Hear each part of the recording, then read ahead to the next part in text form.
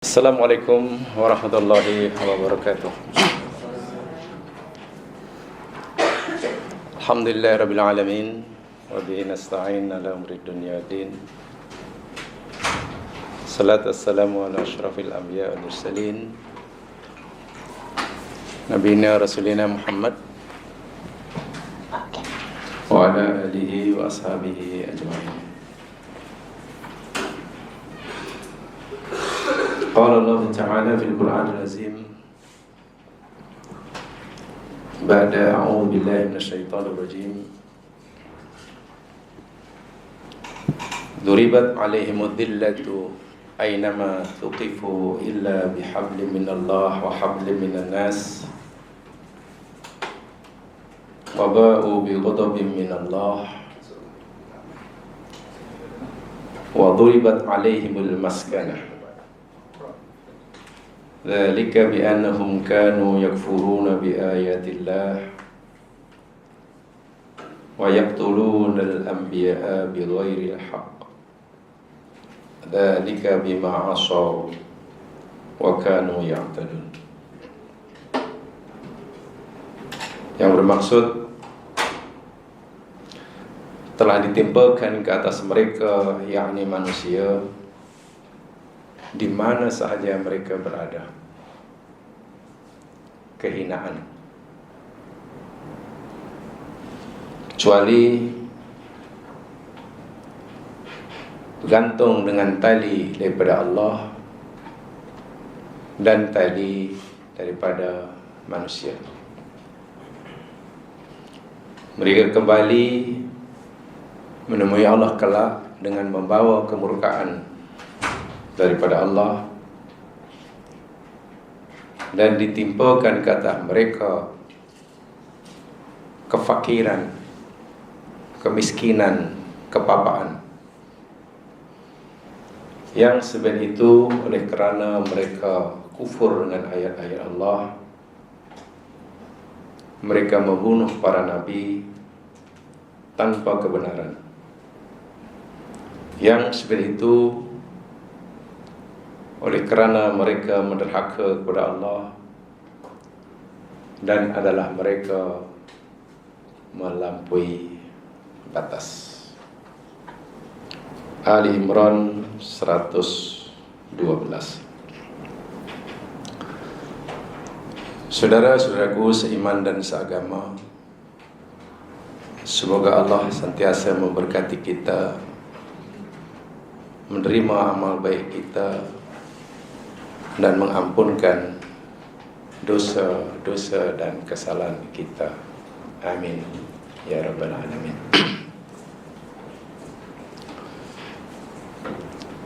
Tanpa mukadimah, bagi menjimatkan masa,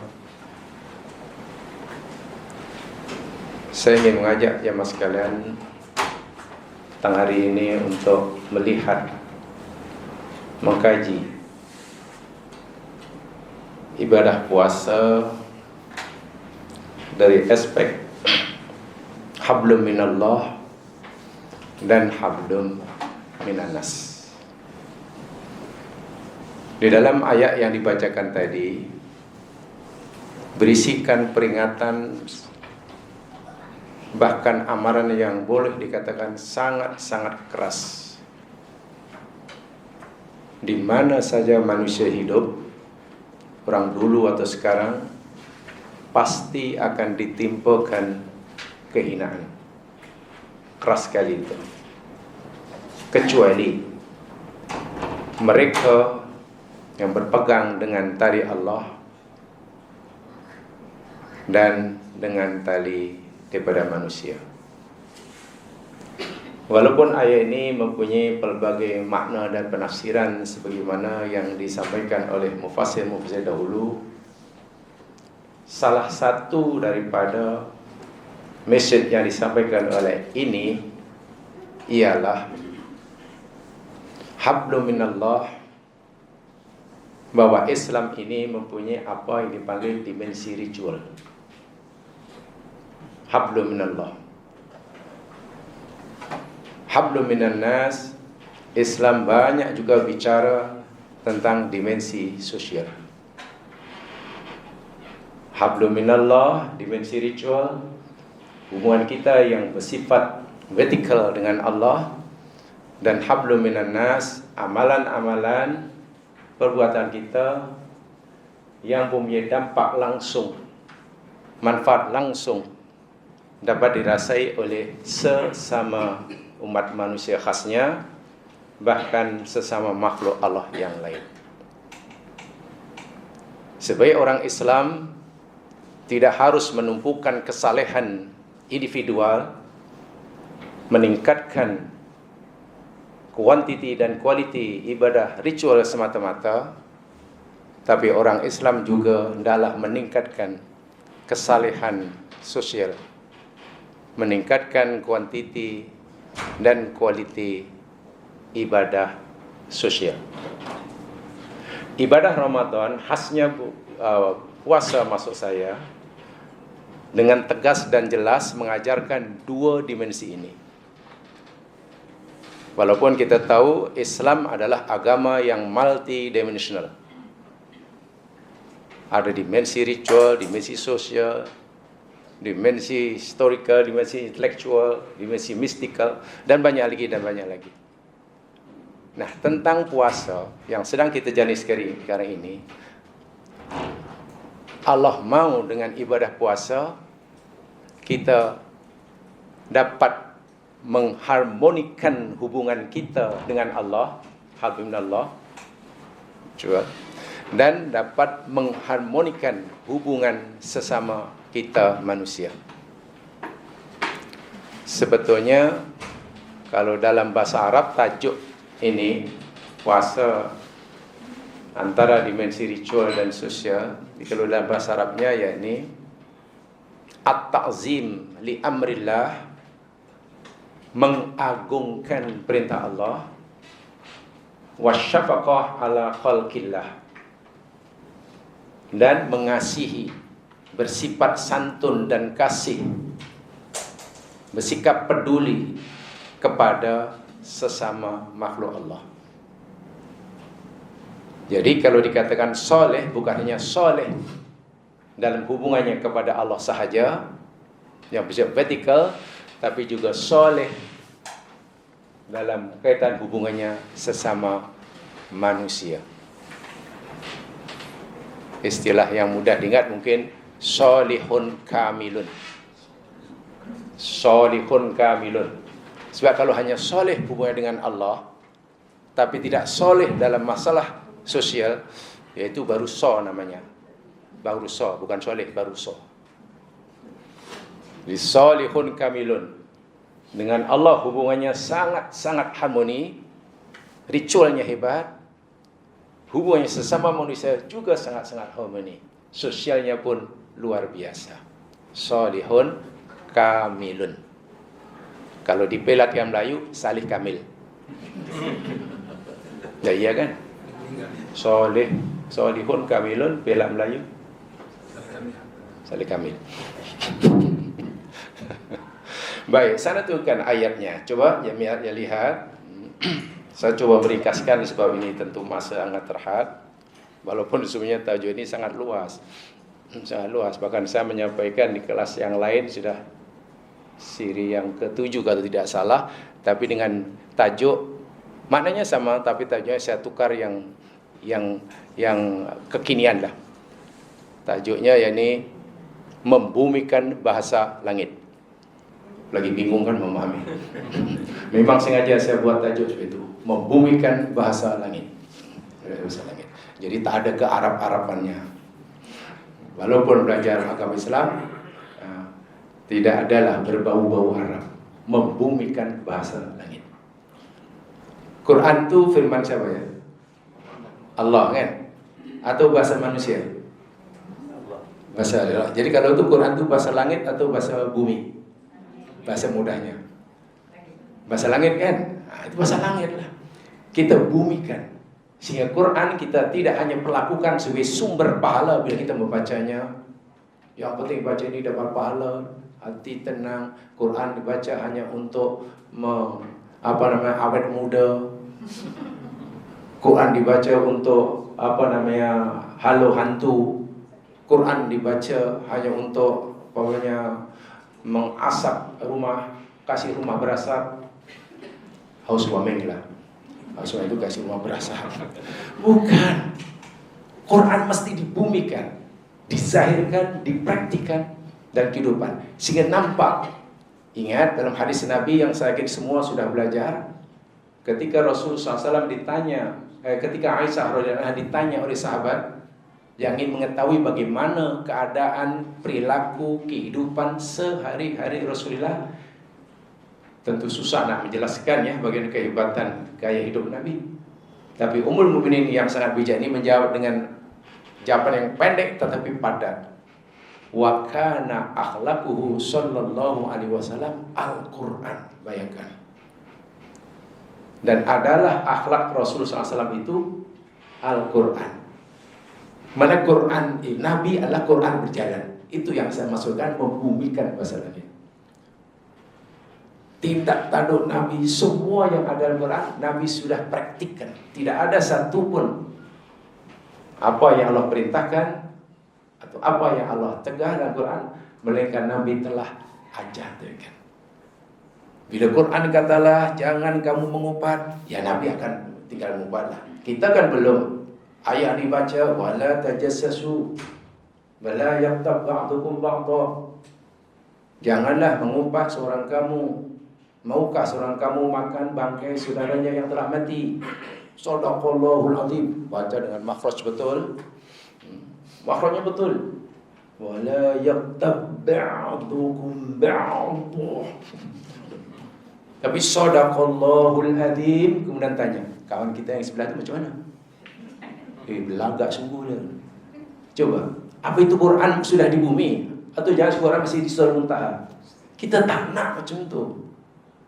Sehingga orang Islam perilakunya tidak cantik.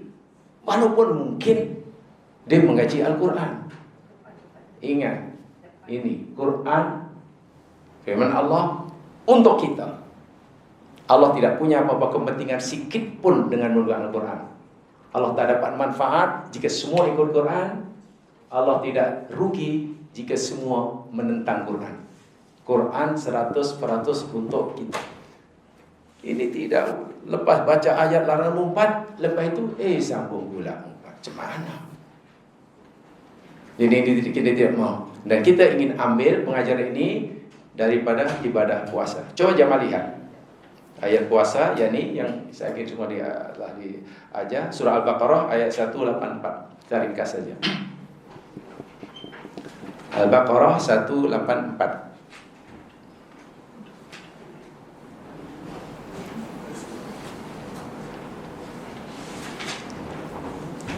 Rangkaian ayat puasa itu 183 hingga 187 kan. 83, 84, 5, 6, 7.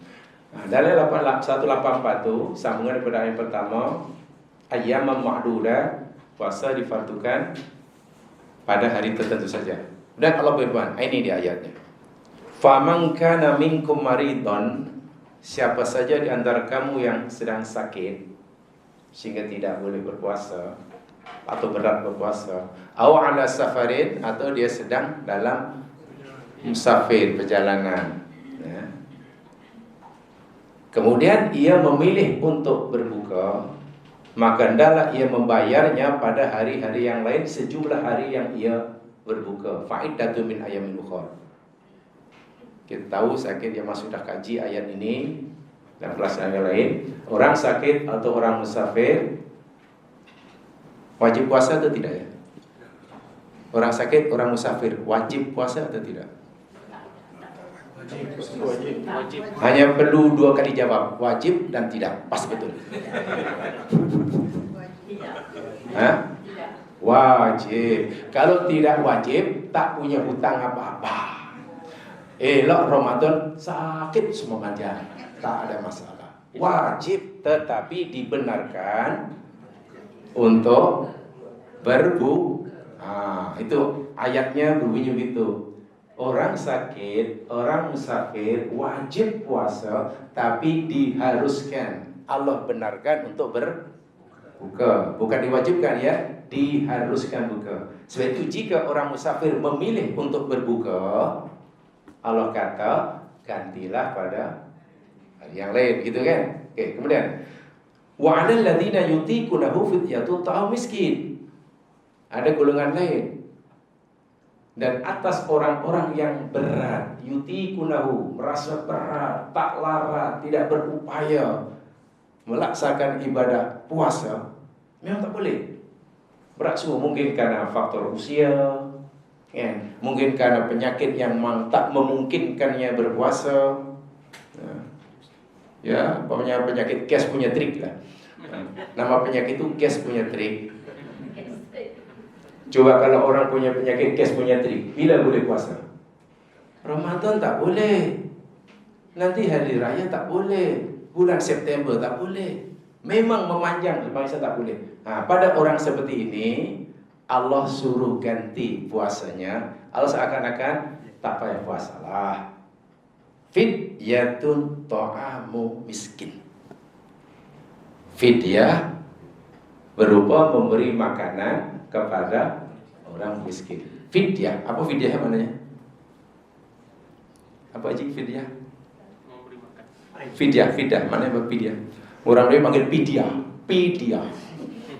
Bahasa Arab. Apa fidyah mana? Apa bahasa fidyah? Tebusan.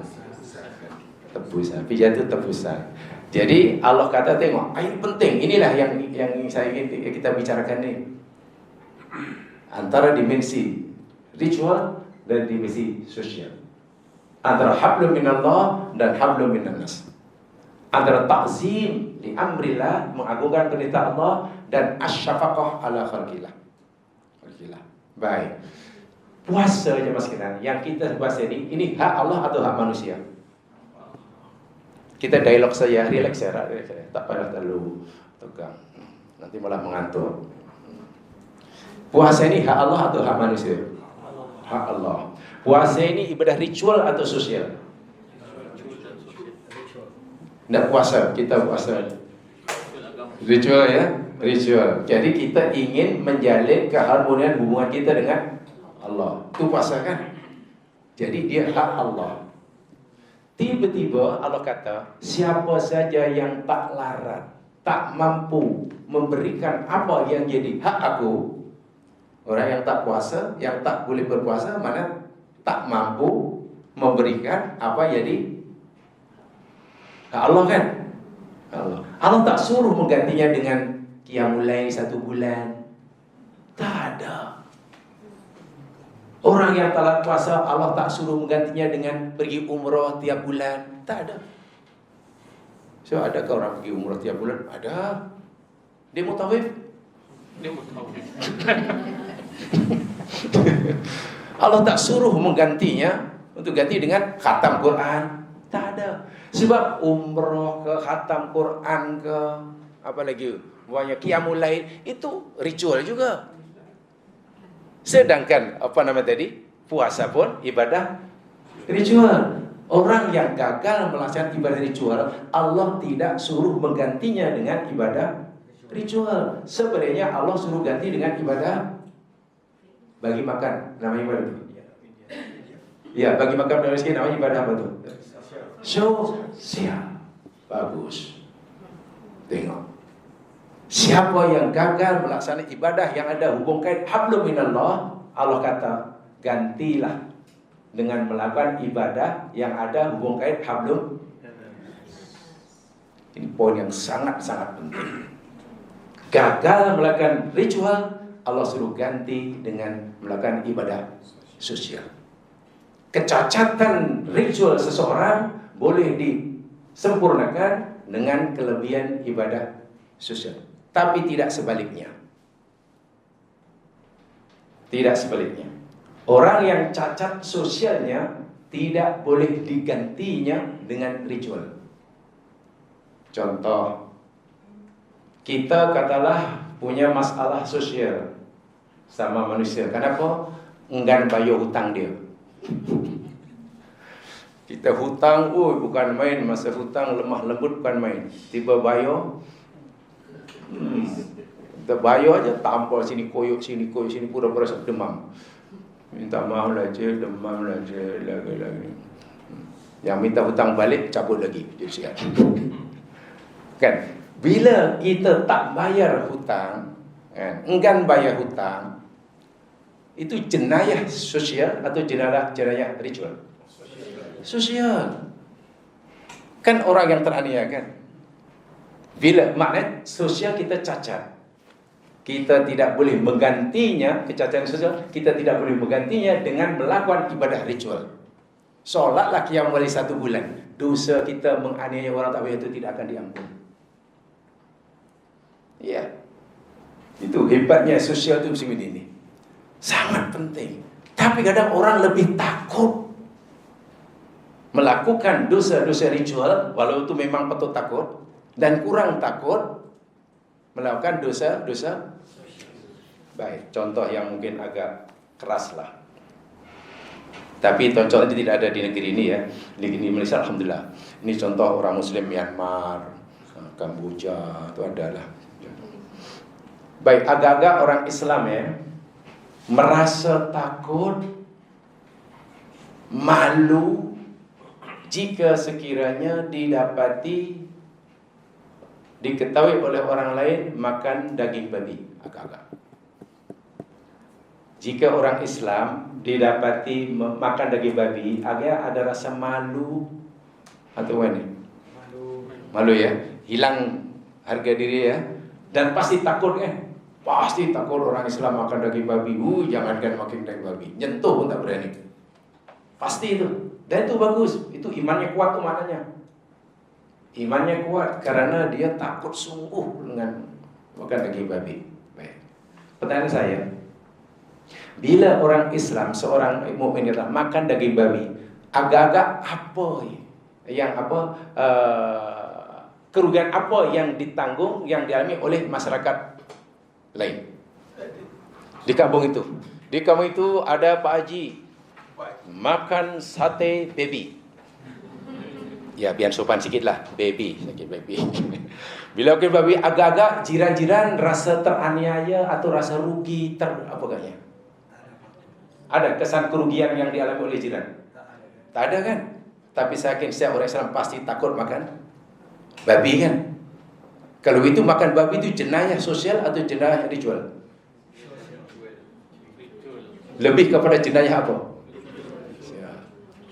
Dosanya pada Allah atau dosanya kepada tok sidang? Kepada Allah. Di kampung ada orang makan babi sendiri. Itu dosa pada Allah, bukan pada Pak Imam. Tapi peliknya kadang-kadang seperti ini pun minta maafnya kepada Pak Imam. Minta maaf tuan-tuan, saya terlanjur makan babi. Ada tahu itu haram. Saya ingat makan seketul rupanya sedap. You minta maaflah pada seluruh kampung dan semua memaafkan, tidak akan diampun dosa kita pada Allah. Karena itu dosa kepada Allah. Buat apa minta ampun pada? Tapi manusia, pasti orang Islam takutnya luar biasa. Bila makan babi. Bagus, takut bagus. Merasa salah bagus, malu bagus. Tapi tengok, sebesar itukah rasa malu apabila orang itu katakanlah rasuah. Rasuah haram atau rasuah nih, menerima rasuah ini sunnah muakkadah atau fardu kifayah? Rasuah fardu kifayah atau sunnah muakkadah? Haram, kalau saya ingat fardu kifayah.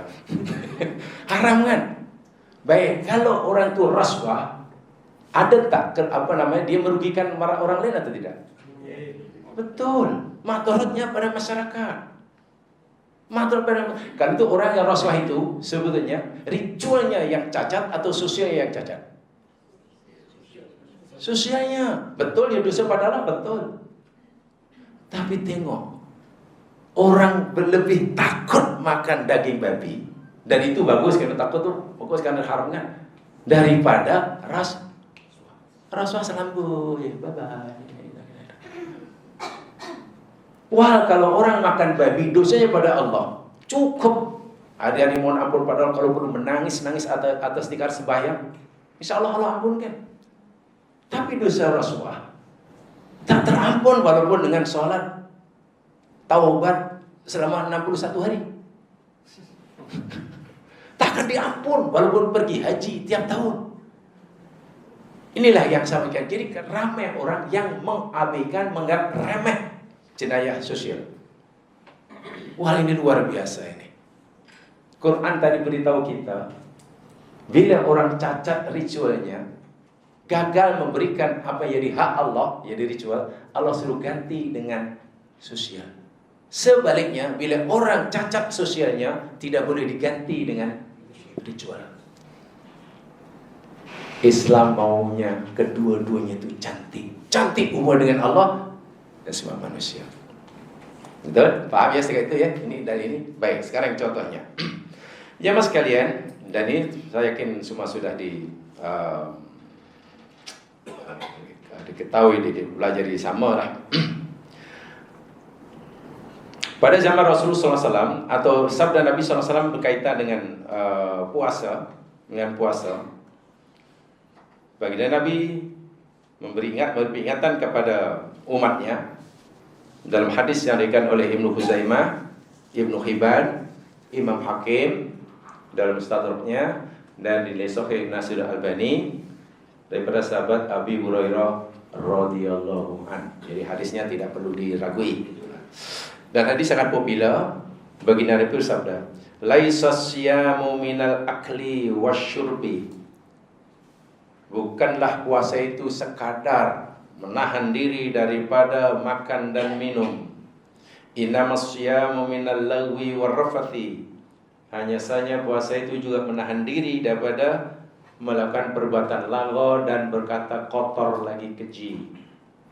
Fa in sabbaka ahadun aw jalaika, maka jika ada seseorang hendak berlaku jahil kepada, bertindak bodoh ke atas kamu, mencela kamu, menghina kamu, fakul, katakan pada orang itu, inni shaim, aku sedang berpuasa. Itu boleh sekali itu hadis itu. Apa maksudnya? Kita sedang berpuasa ya mas sekalian. Kita sedang khusyuk menjalankan ibadah ritual puasa. Tiba-tiba ada orang mencerca kita, mencaci kita, berita.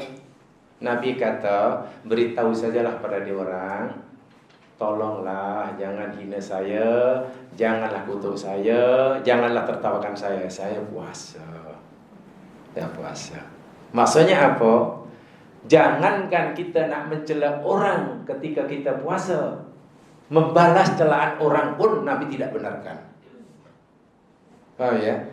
Puasa melakukan ibadah ritual, mencela orang itu apa tuh? Jenayah apa tuh? Sosial. Jangankan kita nak mencela orang, membalas celaan orang pun Nabi jangan. Katakan saya puasa. Sebab apa jemaah sekalian? Sebab puasa kita, bahasa ritual kita ini, bila nanti pada masa sama kita melakukan ni jenayah sosial ini, puasa kita nanti menjadi kosong. Saya tak kata puasa itu sah atau tidak, itu jadi perbincangan ulama. Memanglah kalau segi fikah senang. Orang puasa, kemudian dia mengumpat, kemudian mencela orang, puasanya batal atau tidak? Kalau tanya fikah, jamnya tidak batal. Kalau tanya fikah. Tapi kan agama kita bukan berhenti di fikah saja. Ingat, bab agama ini bukan setakat boleh tak boleh, sah tidak sah, bukan. Nanti ada kalau jamaah mengkaji lebih dalam untuk memastikan amalan ini diterima, saya yakin semua sudah tahu. Syaratnya ada berapa? Seperti yang diajar oleh asatidzah kita.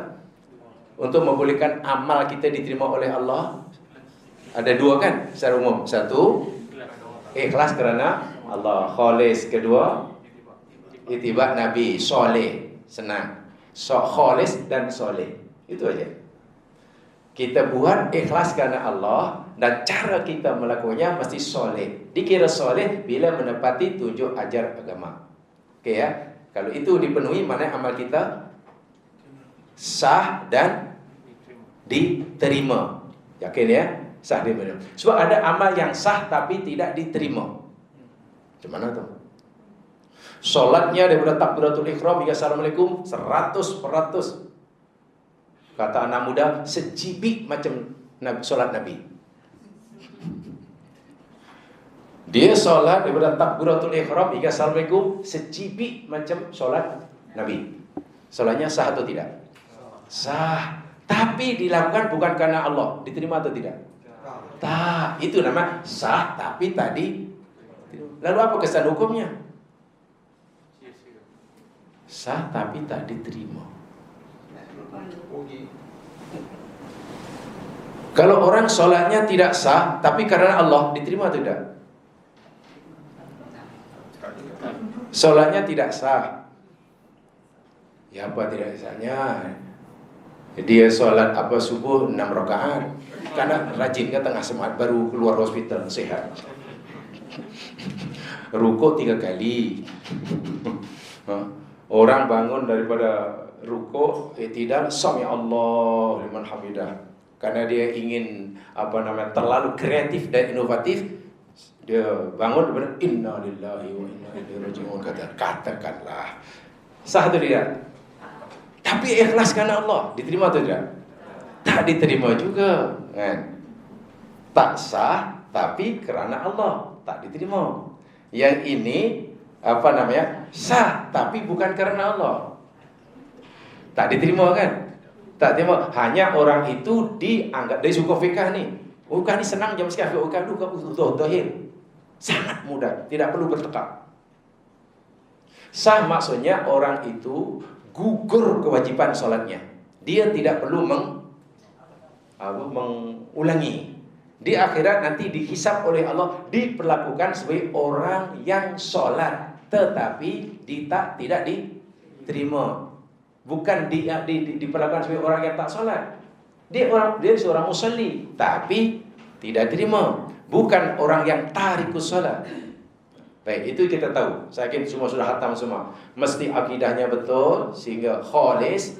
Cara pelaksanakan betul, jadi mesti soleh. Kalau amal itu seperti itu, mana amal akan sah dan baik. Pesanan saya untuk diri saya, usikum wa iyaya. Kita belajar agama jangan setakat berhenti di situ. Yang penting sah dan diterima.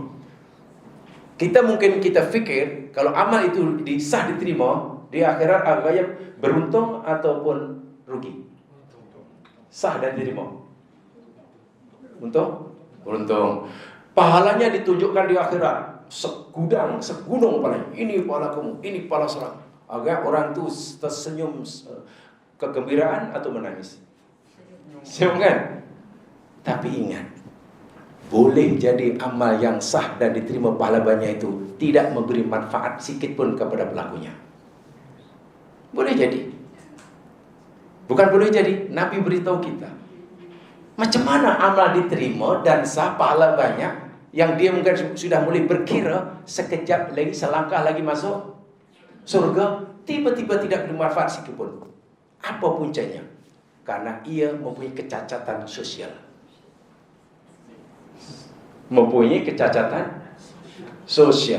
Baik, saya ingin bacakan hadisnya. Tadi hadis belum habis ya. Sudah habis. Katakan saya puasa. Jadi orang puasa bukan sekadar tidak boleh mencela orang, dicela pun tak boleh membalas.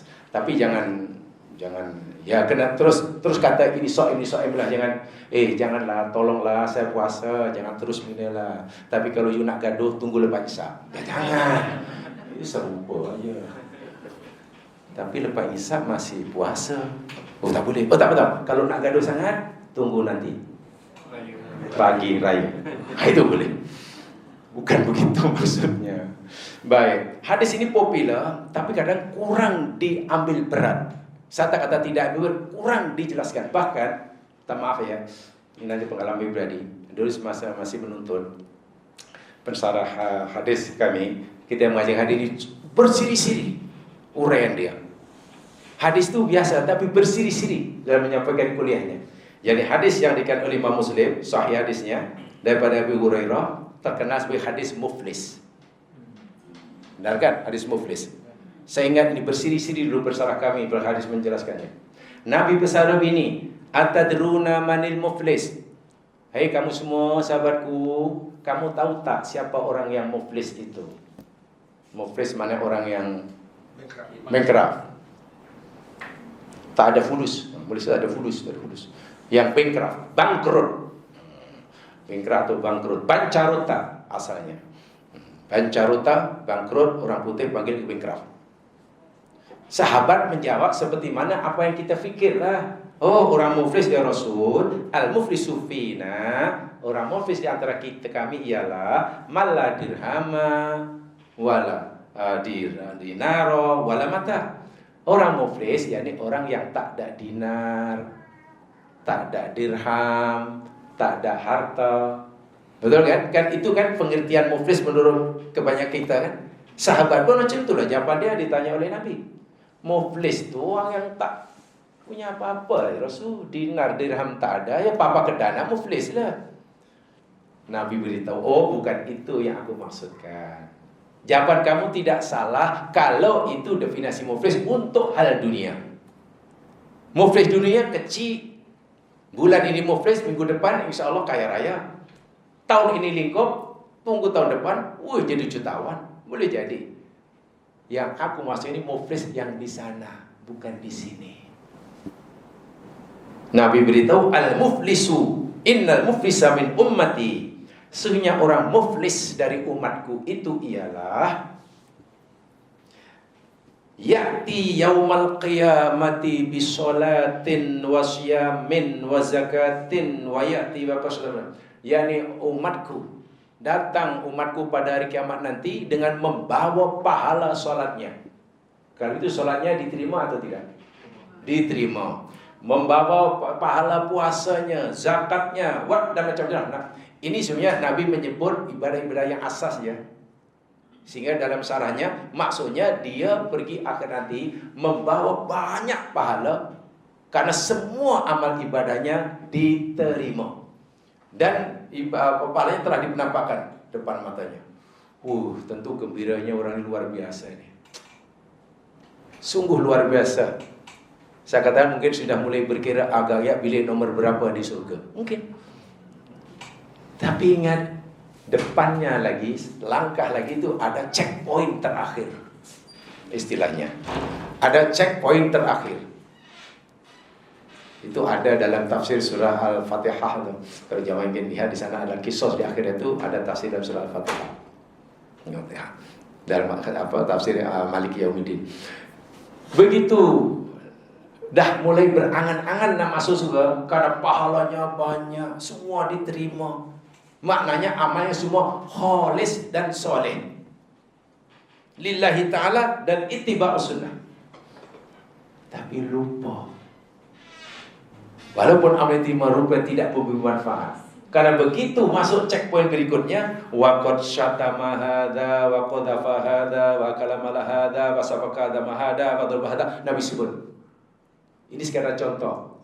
Dahulu dunia pernah mencerca orang itu, pernah menganiaya orang itu, mengambil hak orang itu, memukul orang itu, menjatuhkan nama baik orang itu. Disebutlah. Maknanya Nabi menyebut keburukan sosial orang itu. Ritualnya memang nomor wahid. Mantap. Betul, mantap ritualnya. Diterima. Pahalanya banyak. Malangnya, ya Allah, ramai orang yang disakiti, yang teraniaya karena perbuatannya, ucapannya, bla bla bla bla. Di akhir ini Maliki Yaumiddin, keadilan akan ditegakkan sebenar-benarnya. Allah beri peluang kepada yang teraniaya ini untuk menuntut ilah. Ya Allah, nih hambamu ini dahulu pernah menyakiti aku gini. Ringkas kata, dia mengaku, benar mengaku. Di sana tidak ada dirham, tidak ada dinar, tak ada memaafkan, karena hari raya sudah lepas. Hari raya sudah lepas, jadi tak ada minta maaf sebab hari raya, dah tak ada. Di akhirat, yang ada hanya kebaikan dan keburukan. Yang ada hanya pahala dan dosa. Bagaimana cara Allah mengadili? Nabi bersabda, fayu'ta hadza min hasanati. Allah ambil pahala kebaikan orang itu tadi. Mungkin pahala sholatnya ke apalah, ambil. Diberikan kepada yang menuntutnya. Dan Allah Maha tahu sebanyak mana yang patut menjadi gantinya. Ganti. Baik, mana pahala orang ini sudah kurang ya, sudah kurang. Ada lagi yang menuntut, ambil lagi. Begitulah seterusnya. Pahalanya ambil sikit untuk menebus kecacatan sosialnya. Hatta idza faniyat hasanatuhu, sehingga apabila kebaikannya telah licin, pahalanya licin, pahala sholat licin, itu orang sholat diterima, puasa diterima ya. Bagaimana kalau orang tak sholat? Bukan licin lagi ya kalau waliyadzubillah. Ini sangat menakutkan hadis ini. Sehingga apabila pahala banyak telah kena habis, faniyat qabla ayyudam alaihi, sebelum tanggungannya dapat ditunaikan, masih ramai orang menuntut, sementara kebaikannya sudah licin. Macam mana? Kawan yang menuntut kemudian ini dapat apa nih? Nak pahala tak dapat. Akhirnya apa? Ukhidha min qatayahu. Allah ambil keburukan, dosa orang yang menuntut ini, kemudian diberikan. Fatrih alaih, diberikan kepada yang kena tuntut nih. Yang orang yang asalnya punya pahala yang banyak. Satu. Pahala yang banyak licin. Amal yang betul karena Allah diterima, licin pahalanya untuk menebus ini. Dahlah pahalanya licin, dosanya malah berkurang akan bertambahkan dari ambil tadi. Bagaimana nasib orang ini? Nabi kata, tumaturi hafinnar, kemudian dihumban dalam neraka. Coba perhati, ini hadis sahih ini. Coba perhatikan betul-betul. Kalau itu orang masuk neraka itu, apakah karena amalnya tidak diterima? Ya, tapi itu salah satu daripadanya. Orang yang amalnya tidak diterima, orang yang beribadah tidak ikhlas, jadi tidak terima, nanti di akhirat tak ada pahala, maka ia masuk neraka. Itu senang cerita. Orang tidak beribadah di dunia, di akhirat masuk neraka, itu senang cerita, mudah faham. Orang di dunia beribadah tapi bukan karena Allah, maka ibadahnya ditolak, di akhirat masuk neraka, senang nak faham. Orang di dunia beribadah, ikhlas ibadahnya, tapi malangnya cara melaksanakan tidak sesuai dengan ketentuan syarak, maka ibadahnya ditolak, di akhirat masuk neraka, mudah nak faham. Tapi coba yang ketiga ini, orang beribadah, ibadahnya banyak, semuanya diterima, ikhlas dari Ta'ala, menepati ajaran Nabi, di akhirat pahalanya diperlihatkan depan matanya, tapi hanya dihumban dalam neraka. Sangat menakutkan. Rupa-rupanya kecacatan sosial itu boleh melicinkan pahala ritual. Sebab berbeza dengan tadi Al-Quran tadi, kalau kamu tidak mampu melaksanakan apa jadi hak aku, puasa, Allah kata, ya tak apalah, kamu ganti dengan memberi makan. Ini yang orang Islam lemah bab sosial ini, sangat lemah. Benar pada bulan puasa jemaah kita digalakkan untuk meningkatkan amal ibadah. Ya, di mana dilakukan, marilah kita janganlah lepaskan peluang malam, qiyamul lail, baca Quran rajin-rajin. Nanti etika walaupun satu hari jangan tinggalkan. Zikir panjang-panjang, betul. Tapi saya ingin sampaikan ya Mas sekalian, ibadah satu-satunya yang menjadi ibadah khusus pada bulan Ramadan yang Allah wajibkan hanya satu, puasa saja. Tidak ada ibadah khusus sepenuh Ramadan kecuali puasa. Baca Quran, qiyamul lail, iktikaf itu bukan ibadah khusus bulan Ramadan. Bulan September pun boleh baca Quran. Tapi kenapa kita kadang-kadang dikempenkan bermati-matian tadarus hanya bulan Ramadan? Bila bulan Syawal macam senyap, tak ada orang. Bahkan bila ada kumpulan tadarus, orang nak buka tadarus bulan Syawal mungkin, ini Syawal lah, bukan Ramadan. Itu bahaya sungguh fahaman agama itu. Ada malam nanti ada Qiyamul Lail di itu. Qiyamul Lail. Ini bukan Ramadan, ini Safar lah. Dia ingat Qiyamul Lail, baca Quran, iktikaf, dengan itu ibadah khusus bulan Ramadan. Bukan. Itu ibadah kita sepanjang hayat kalau kita mampu. Ibadah khas sebenarnya Ramadan satu aja, puasa. Wajib. Sebab kalau kita puasa selain bulan Ramadan namanya sunat. Sunat. Tapi kadang yang digalakan ini. Bahkan ramai orang yang bertekad hingga hari ini. Kadang saya minta maaf ya, saya tidak terlibat dan tidak minat. Hatta puasa yang sudah dijalani ini orang pun kadang masih juga orang berbincang, bertekak tentang masalah solat tarawih 20 ke. Kata Allahu Akbar. Apakah cara begini yang membolehkan kita masuk surga? Masih benar, menurut yang kuat ini 9. Lepas itu membinakan yang lain. Wah, itu bahaya sungguh lah. Jangan. Bahkan ada yang ini tengah ramai nih. Ada kawan beritahu begitu video. Saya tak pernah tengok video orang. Kalau tak diberitahu saya tak tahu. Bahkan ada di perbincangan serang menyerang. Mana yang ikut sunnah, mana yang bukan. Imsak ini ada waktunya atau sebelum itu? Menurut sunnah imsak itu mesti bila sudah masuk waktu subuh fajar. Jadi tidak perlulah ada beberapa menit sebelum subuh waktu isya. Itu tidak ada dalilnya. Gaduh macam itu. Kata saya, kenapa orang Islam masih terpaku dalam masalah ini? Saya ingat dulu pesanan-pesanan saya. Setelah panjang lebar mengajarkan gini. Beliau ini pandai memberikan nasihat. Saya masih ingat satu pesanan yang saya pegang hari ini.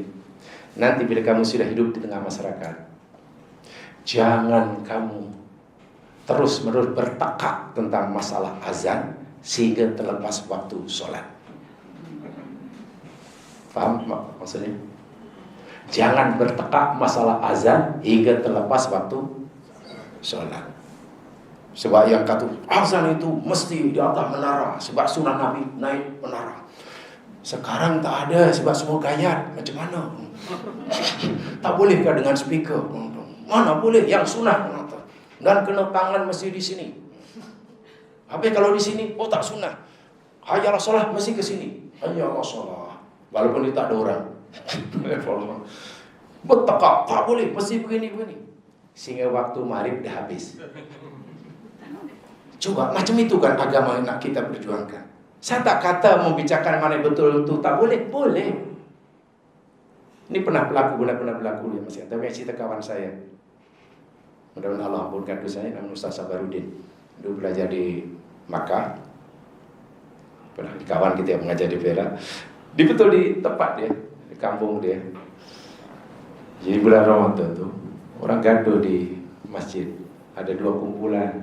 Satu kumpulan orang yang sholat 8 rakaat.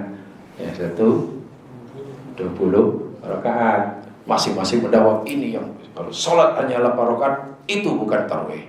Wah, tidak sah tarawihnya. Kalau sholat yang 20 rakaat itu bid'ah. Gaduh tu. Memang gaduh. Besar lah di kampung ni.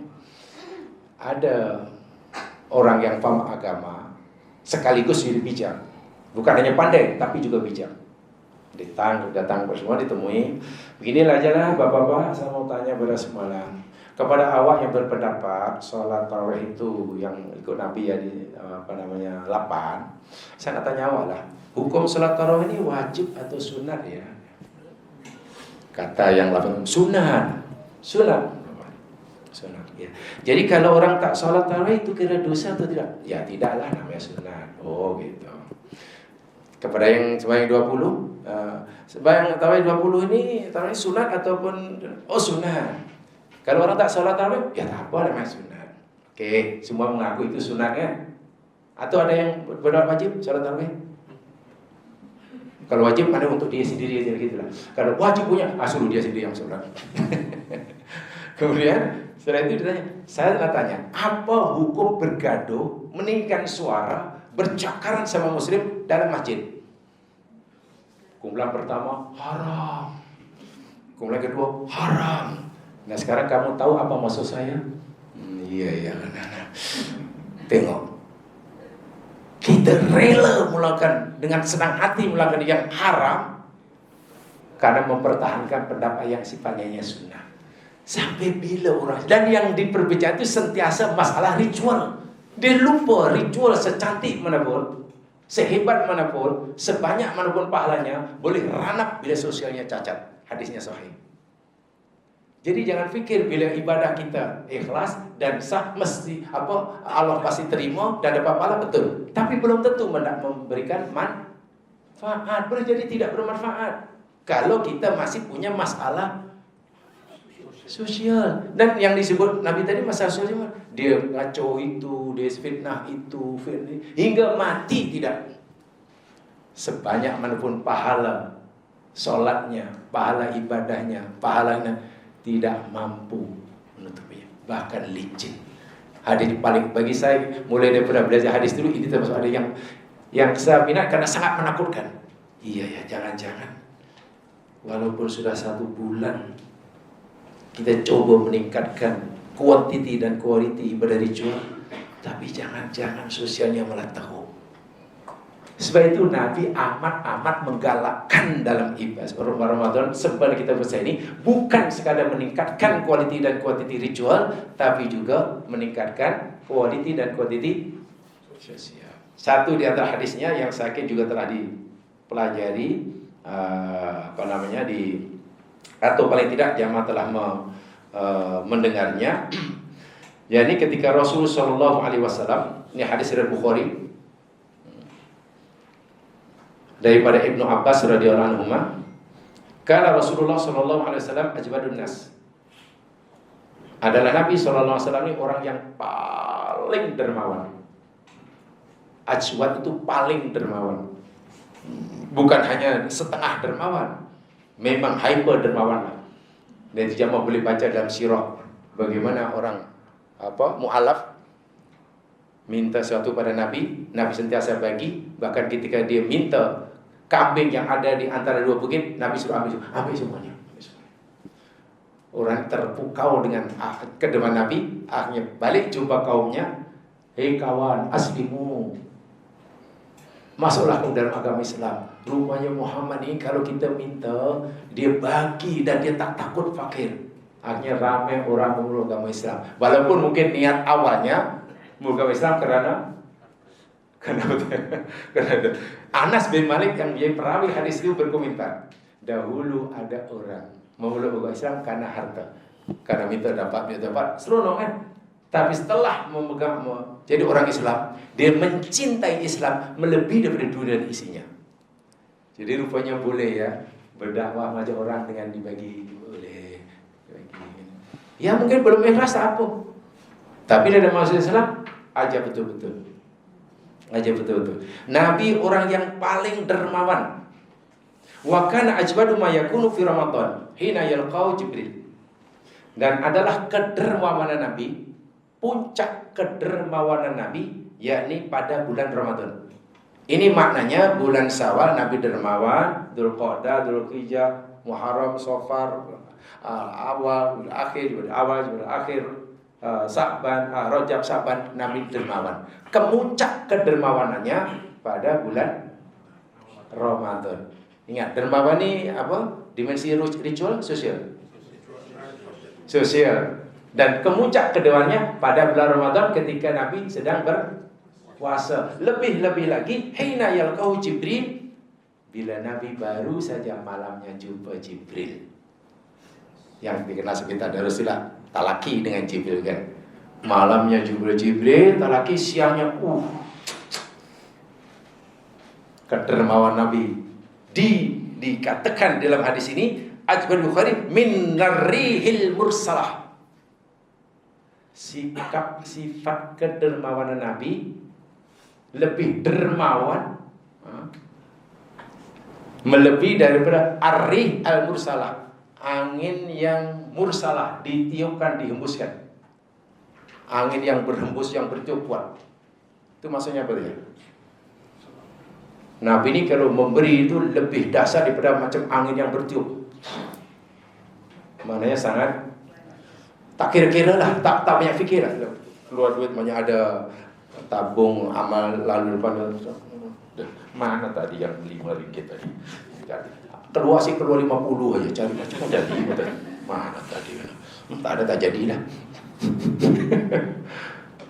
Tidak fikir-fikir. Baik, ini menarik. Menariknya begini. Dalam hadis ini, kedermawanan Nabi khasnya pada bulan Ramadan seperti angin yang bertiup kencang. Siapa yang belajar balaghah pasti tahu. Ini namanya jumlah tasbih. Ini namanya jumlah tasbih. Dalam jumlah tasbih mesti ada musabbah, mesti ada musabbabih, mesti ada wajib tasbih, mesti ada adatu tasbih. Saking yang baru sudah tahu itu. Baik, bila dikatakan kedermawan Nabi macam angin yang bertiup, apa persamaan? Dari aspek mana persamaan angin yang berhembus dengan sifat dermawan Nabi? Menurut jemaah dari mana? Kenapa kedermawan Nabi diumpamakan macam angin yang bila diumpamakan masih ada persamaan dia. Dari aspek mana persamaan kedermawan Nabi dengan angin yang berhembusakannya? Ini bahasa tinggi ini, hadis ini tinggi ini. Dari segi mana adanya? Apa saja yang ada padanya? Yang ada padanya. Angin meniupkan sedikit semua. Bagi semuanya. Tak fikir yang terima ini calon menantu ke atau bekas menantu, tak bisa. Kadang-kadang orang dermawan kan pikir-pikir kan, aku nak tolong tapi ini calon menantu ke bekas menantu. Yang diutamakan mana adanya?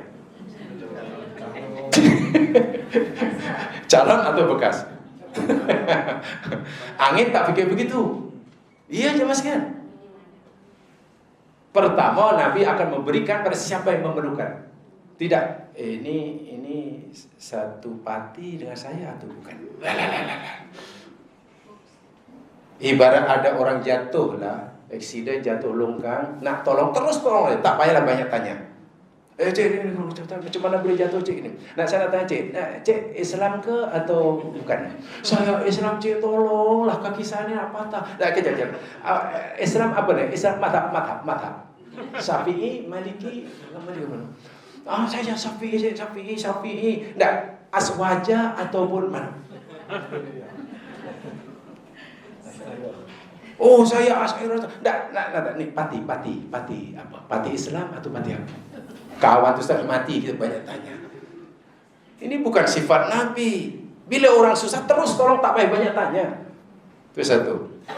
Bila kedema diumumkan macam angin yang berhembus, ini luar biasa. Pertama aja mas sekalian, angin yang berhembus itu kan tak pilih objek ya, semua di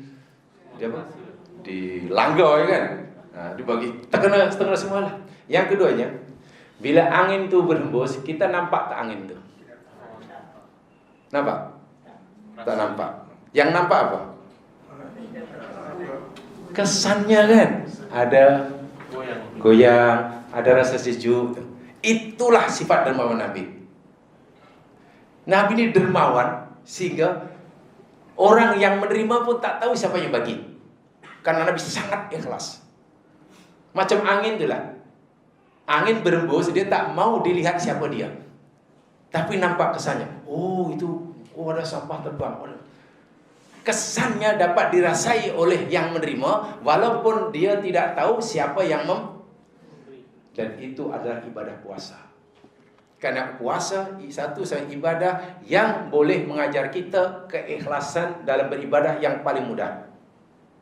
Ibadah yang paling berkesan mengajar kita ikhlas, yakni puasa.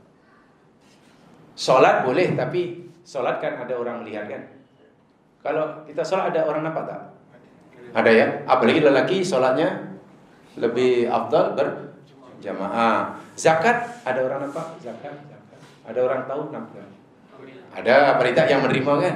Haji ada haji betul-betul rahsia, tak ada orang nampak. Itu haji siluman namanya. Bawa kenduri. Ini belum haji pun satu kampung sudah Rio. Dan amal yang orang dapat melihat, orang nampak. Kita yang beramal bila dilihat orang itu semakin susah untuk ikhlas. Saya tak kata riak ya. Orang beramal bila ada orang nampak belum tentu riak, tapi susah nak ikhlas. Ya. Satu sari ibadah yang kita melakukannya tak ada orang tahu, puasa. Siap puasa kita ikhlas. Lapar, dahaga, makanan ada, tak makan, tak minum. Sama-sama takut Allah. Itu nak ikhlas. Coba saya tanya mas kalian, tapi jangan dengan jujur ya. Jangan dengan jujur dan yang rasional. Yang rasional. Yang jujur. Kalau tak jujur nanti bingung balik. Agak-agak menurut keyakinan jamaah sekalian ya. Hari ini saya puasa atau tidak? Puasa. Jangan dengan jujur. Puasa. Hari ini saya puasa tidak? Puasa. Pertanyaan saya, apa alasan Anda mengatakan saya puasa? Dengan anda pakai Islam. Hah? Karena anda orang Islam pergi ustaz. Oh, ustaz orang Islam tak puasa. Oh, itu alasan yang belum boleh diterima Pak Haji. Tapi kalau sholat ada, kami awak apa namanya tahu tak saya puasa apa sholat? Tahu tadi nampak. Kenapa kan? Haji tahu, tapi jangan puasa. Coba apa alasan hujah Anda mengatakan yakin yang saya puasa? Tak makan tak minum. Sekarang tadi mungkin makan. Iya, puasa atau tidak itu yang tahu hanya saya, kita dan Allah yang sekalian. Jamaah tak tahu. Lapar luar biasa, karena itu kita minum seteguk, dah kita tak puasa kan? Tapi kita masih nampak muka puasa, betul? Itu namanya ikhlas. Tak ada orang tunjukkan yang dia puasa itu, tak ada lah. Sholat ada orang nampak, zakat ada orang melihat, haji sebelum pergi Rio satu kampung. Tapi puasa, macam mana kita sanggup tak makan, tak minum, sedangkan dahaga, lapar, makanan depan mata, orang tak ada, CCTV tak ada. Kita tak makan semata-mata karena takut. Itulah namanya ikhlas. Dan Nabi dapat bersedekah ini ikhlasnya luar biasa. Yang menerima kalau boleh tak tahu, tapi kesannya ada. Ramai orang tertolong.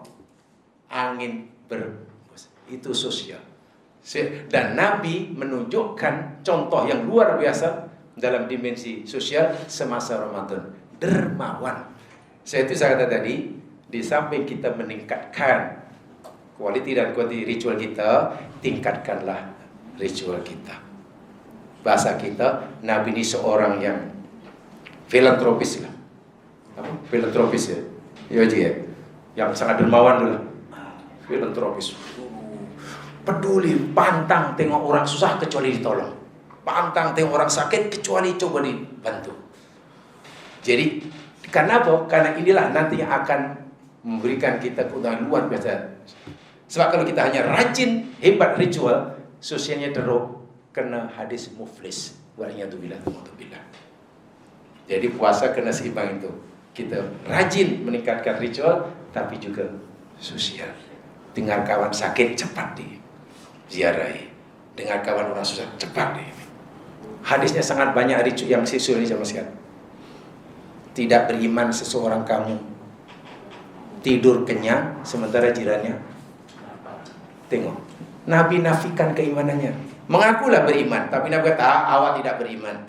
Macam mana Rasul, kami beriman, kami sadar. Tidak. Buktinya awak kenyang. Awak tidur karena terlalu kenyang. Jiran awak tak tidur karena orang yang tak peduli dengan kesalahan orang lain sama muslim. Itu orang yang cacat sosialnya. Tidak sepatutnya ada. Dan Nabi telah menunjukkannya, telah mencontohkannya. Jadi mengikuti Nabi jamaah sekalian, ittiba'un Nabi bukan hanya pada ibadah ritual semata, bukan. Dan itu mudah sekali. Kalau kita betul-betul ittiba'un Nabi, kembali pada Quran dan Sunnah, tolong diambil berat tentang sosial ini, akhlak Nabi, kepedulian Nabi, memperlakukan Nabi pada umatnya dan sebagainya. Jadi itu saja jemaah sekalian, kalau Nabi yang mau dimaafkan. Sebenarnya saya kata tadi, sebenarnya ini tajuk yang panjang. Kalau bahasa yang lain itulah saya menggunakan tajuk yang lain, yakni membumikan bahasa langit. Ta'zim li amrillah wasyafaqah ala khalqillah.